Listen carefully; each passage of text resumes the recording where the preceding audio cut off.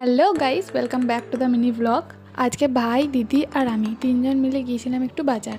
ওদেরকে একটা ট্রিট দেওয়ার ছিল আমার, তাই তিনজন মিলে চলে গিয়েছিলাম এই ক্যাফেটাতে। আর এটা হচ্ছে আমাদের এখানে নতুন ক্যাফে, মানে কিছুদিন আগেই জাস্ট খোলা হয়েছে। তো ভাই আমি আগেও একবার এসেছিলাম, কিন্তু তখন দিদি ছিল না, তাই ও আসতে পারেনি। তাই এবার তিনজনে মিলে চলে এলাম।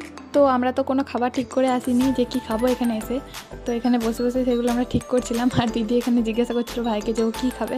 এখানে দিদির আর আমার জন্য অর্ডার করেছিলাম হচ্ছে ফিশ ফিঙ্গার, যেটা আমাদেরকে 4টে দিয়েছিল, কিন্তু আমরা ভেবেছিলাম হয়তো 8টা দেবে, কারণ দাম অনুযায়ী 8টা দেওয়ারই কথা ছিল, কিন্তু দেয়নি, 4টে দিয়েছে। যদিও আমরা এটা জানতাম না, আমরা জানলে অন্য কিছু খেতাম, এটা খেতাম না একদমই।